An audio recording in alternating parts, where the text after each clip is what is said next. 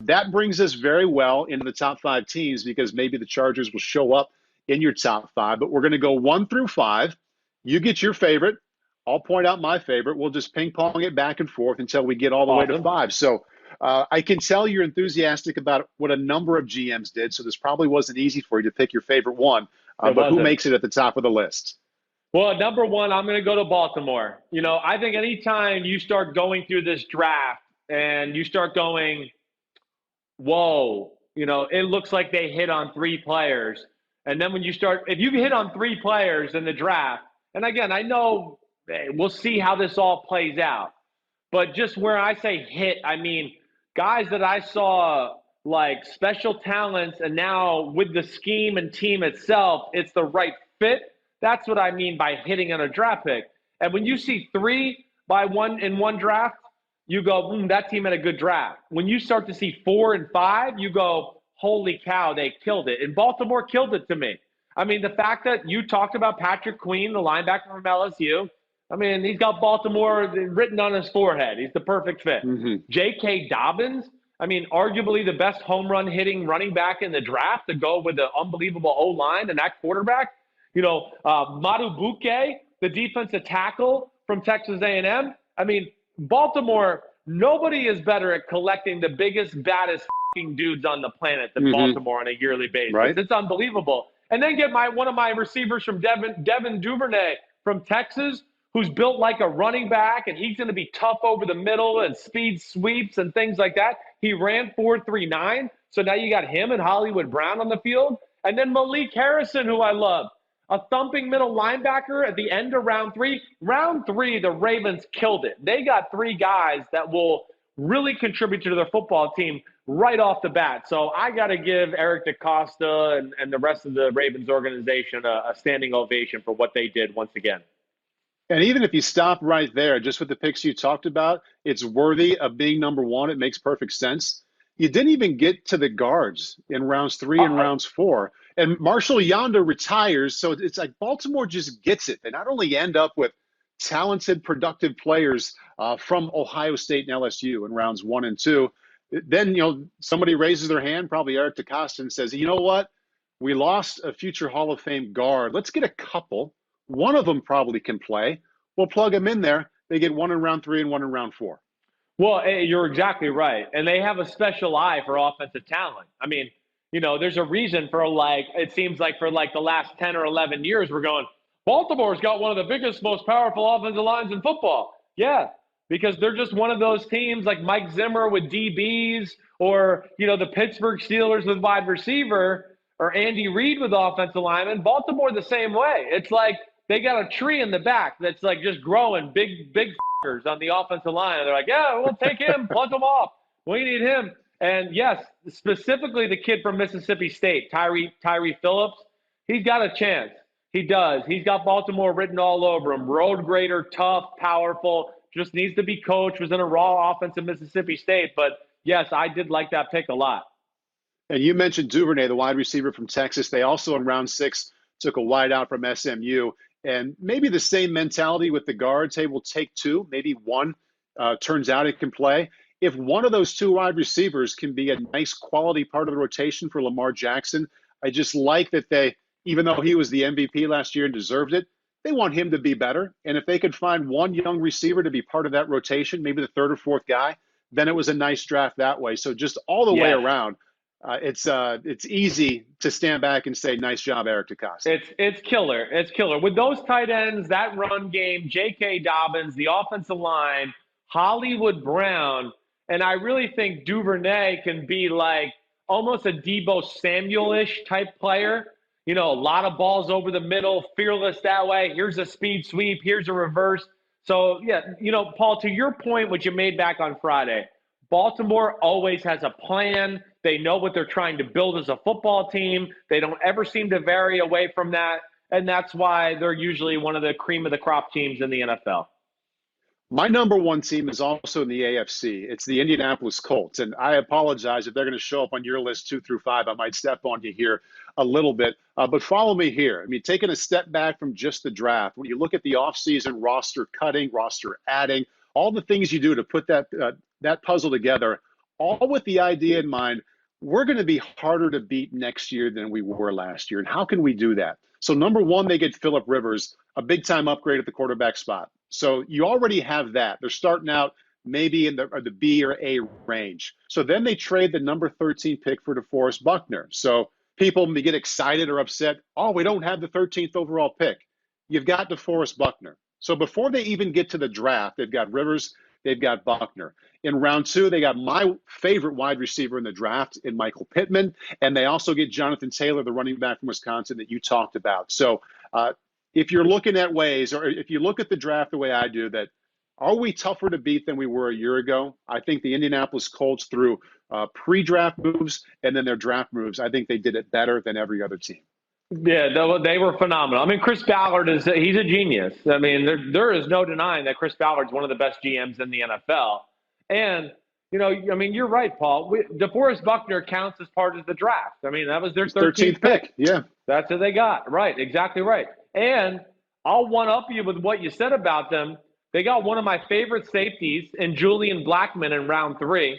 They need safety help there in Indianapolis, and I really love the kid. I thought he was like a Rodney McLeod, Sean Davis type talent, extremely athletic, ex-corner. And then even to take the flyer on the quarterback, not a flyer, but to get Jacob Eason, again, I think this will be Jacoby Brissett's last year with the Colts. Maybe it goes on longer. I don't know. But you take a guy like Jacob Eason who has big-time talent and a big-time arm to where, hey, we'll see how it goes. Maybe this guy's our starting quarterback 2 years from now. And I think that's a good thought as well. So I'm with you. The Colts, I thought, they didn't make my top 5, Paul, but they were on my list of about 8 or 9 that I wrote down. Did you see, it was kind of deep in Peter King's Football Morning in America article this morning. He talked about Blackmon, and he shared, somehow he got a hold of it, a letter that he wrote maybe in grade school about how he wanted to play in the NFL more than anything else, and just about if he worked hard, maybe he could get there. If he did what the coaches told him to do, maybe he could get there. And it's just such a fun concept that the kids dream about this, and then they get that call. And I forget about that sometimes when I'm putting fit with talent and all that. And to see that line and to think about how his parents must feel seeing that, it's a pretty cool thing. No, it's a really cool thing. I mean, dreams came true for a lot of kids. And right? Blackmon's a guy who was a corner at Utah, had a little injury, and then they moved him to safety. And Paul, like no joke, was one of my favorite watches in the draft. The way he can run around. Yeah, I mean, he throws his body around for a 190-pound guy, too. Somebody's got to tell him he's only 190. He thinks he's 245, but I like him a lot. I think he will help out their football team. Okay, so I have the Colts as my favorite draft class. You have the Ravens as your favorite. Who do you have at the second spot? I'm going to go number 2, okay? A little biased here, but I'm going to go with the San Francisco 49ers, all right? Okay. I am, because of not necessarily the depth of their draft, but again, I think we have to look at what they made happen and the holes they filled. And I'm including Trent Williams in this evaluation because they traded away draft picks to get the best tackle in football when he's playing and healthy and all greased up and ready to go. But then also to get DeForest Buckner replacement and Javon Kinlaw, at pick 14, they traded down one spot from 13 to 14 and swapped with the Bucs. I look at that, Trent Williams, and then Shanahan gets one of his favorite receivers in the draft in Brandon Ayuk, who I know he looks at as being like Isaac Bruce. And they were 3 desperate needs for this football team. I mean, they needed to be addressed in a big way. So that, to me, even though it wasn't a lot of picks, they crushed it with three different players that really filled some major holes on their roster. And not just like filled them, I think filled them in extraordinary fashion with big-time talent. Think about volume also with the 49ers, and they didn't have much. I think only 5 total picks. Did that hold you back at all? Did you hesitate there about making them second? It did. I did not really want to pick the 49ers, but then when I just thought, man, Kinlaw was a top 5 talent to me. Ayuk was certainly a first-round receiver, and maybe I'm not as high on him as my friend Kyle Shanahan is, but I bow to Kyle when it comes to receivers. He's got an incredible eye for talent there. And then to pull off a Trent Williams trade for just the 3rd and the 5th round pick when, also I'm adding this in, Joe Staley, obviously they knew he was going to retire. Obviously, they kept Joe Staley to keep it quiet this whole time because as soon as they signed Trent Williams, he released that he was retiring. Yes, So yeah. that to me goes into the draft process and keeping tight-lipped and not telling people and all that too. So, yeah, maybe I'm a little high on them. I'm a little biased here, but I think it's just 3 home run hitters they got to fill. I mean, it's a Super Bowl team that has got richer this weekend. Yeah, I mean, to my point about the Colts, I mean, are the 49ers more difficult to defend than they were a year ago? And they were the second best team. And I think, yes, I think that on paper, it looks like they have made that improvement. My second team, Chris, I'm going with the New York Jets and Joe Douglas's first draft there.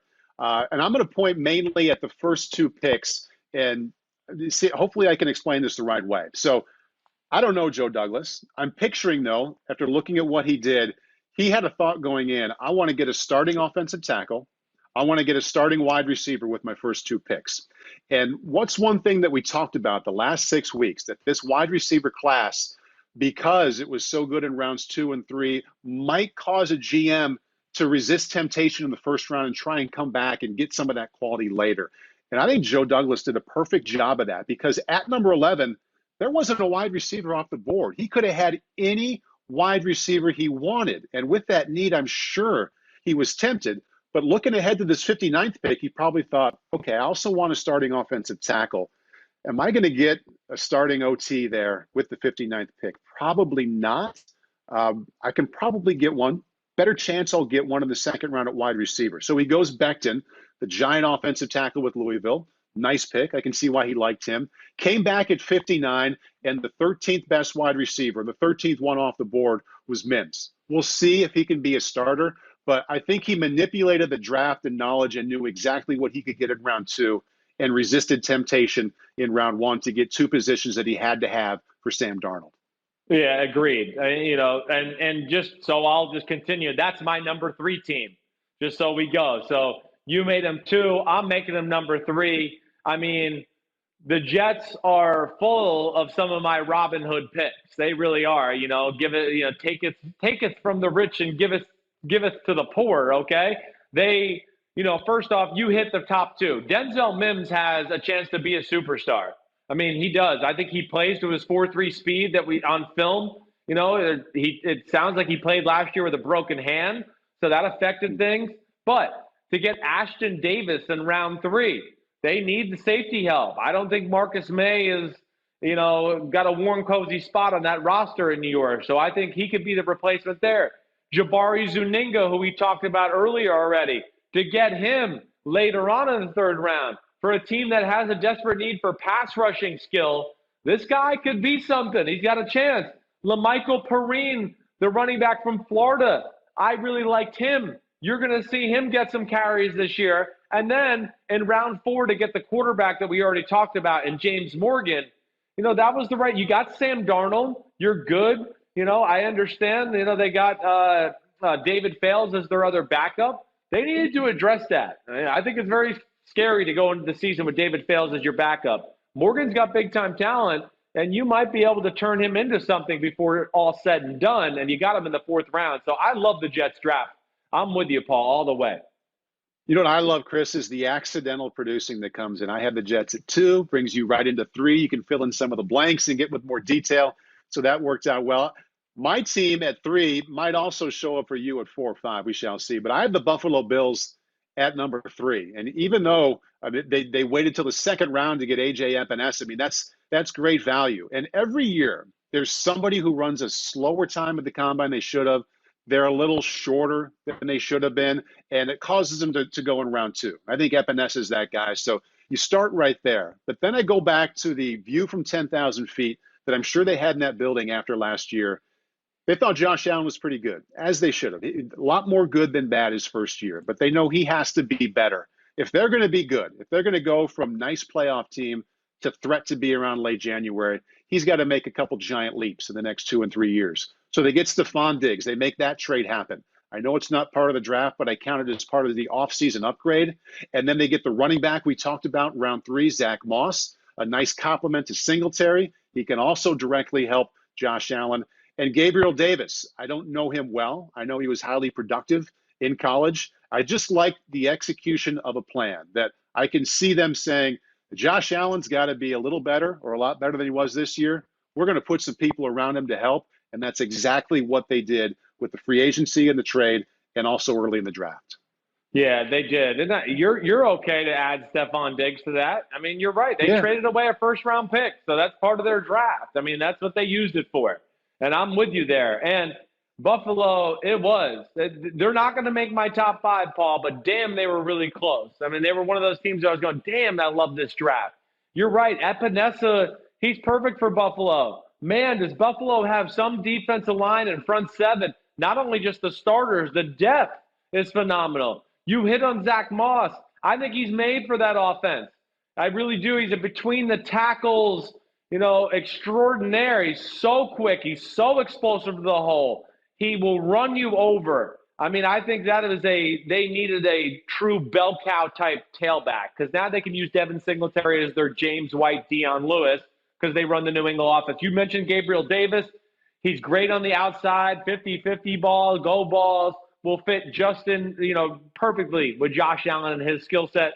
And hey, even in round 5 with Jake Fromm, I understand the thought process there of a good backup quarterback for your young quarterback for years to come. So I'm a huge fan of McDermott and Brandon Beane. Again, it goes back to one of the themes we've talked about this whole podcast. They always have a plan. They know what they're trying to do there in Buffalo, and they understand the team they're trying to build, and they never deviate from that, and I respect that greatly. So with all the nice pieces on Josh Allen, I was going to say Josh Allen isn't going to overthrow the intermediate routes by 10 yards now this year, right? Hopefully not. We'll see. We'll see. Definitely something he needs to work on, but he did show improvement in that last year. And of course, I do think he's got the talent to get better at it. All right. My number 4, I'm going with the Dallas Cowboys. I am. I know we mentioned them earlier. All right. I probably could have made this team a little higher. It was really hard for me actually in this. But when you get CeeDee Lamb at 17, your starting corner at 51 in Diggs, what I think is going to be a starting defensive tackle and game wrecker in Neville Gallimore in round 3, along with the center from Wisconsin, who I don't know a great deal about. I watched him a little bit. And not that they need this guy to start right now, but I saw enough to know, this guy has a chance to be a starter for the Dallas Cowboys in the next 2 to 3 years, or at least help out in the interior part of the offensive line in general. I really like what Dallas did. And even the round 5 pick, Bradley Anae, who I thought was one of the better pass rushers out of Utah. Need some help in the run game, but if you're in 3rd and 10, watch for this guy on the edge. He's slippery. He's got a lot of different moves, and he's a sack machine. So I really liked what the Cowboys did. The Jones family has a great eye for talent, in my opinion. Yes, and this is some more crossover with our selections here, but I'm going to show you. I have Dallas with a 4 next to them as well. So love it. You hit it well, and I would only say to sum it up, you knew the Cowboys coming in would like to have a starting wide receiver. They would like to have a starting corner. And what if you can get CeeDee Lamb at 17? What if you can get Trayvon Diggs at 51? So your details there were very good, but just what they did in rounds 1 or 2 in terms of what they had to have this year, you have to applaud. Killed it.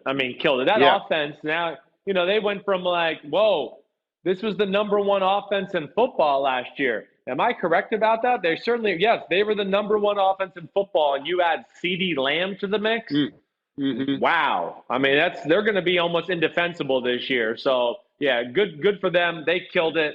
Cowboys, as we know, they got talent on that football team. All right, my number 5 goes to the new group, the new guys on the block, the Carolina Panthers. All right, I'm going to give the Carolina Panthers some love here. First off, we probably haven't talked about Derek Brown enough, the number 7 pick. Franchise interior defensive tackle. I said on Twitter on Thursday night, he's really just a bigger version of Warren Sapp. I think he's that special of a player. All right, but then to get Yetur Gross-Matos in round 2, again, here's a team that had a theme about size, length, physicality. They were going to stick to it. Jeremy Chin, who has a chance to be a superstar safety out of Southern Illinois. Troy Pride, who we saw at Notre Dame as a nickelback. I think perfect fit as a nickelback for the Carolina Panthers, ran like a 4.3. So I just look at them and go, there's a theme. They know what they wanted. Their offense did a very good job in free agency, and it has a lot of talent to begin with. It was the defense that needed some name recognition, some game wreckers, some difference makers, and I think they addressed that through this draft. We got to quit hanging out because I have the Carolina Panthers at number 5 as well. So I could tell by your reaction that I thought we might have been.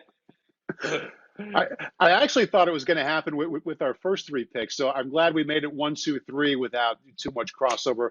But Carolina, for all the reasons you mentioned, and just to have the balls to go with all 7 picks on one side of the ball. I mean, that's not something you see very often. I can't wait to see how they use Jeremy Chin. He was one of my favorite prospects to get to know in this class. I mean, how much safety is he going to play? How much a hybrid outside linebacker is he going to play? So you get Matt Rule, known for the offense that he had in college, and they go all 7 defensive picks. That one stood out to me in terms of novelty and also the names that they're going to have to plug in there.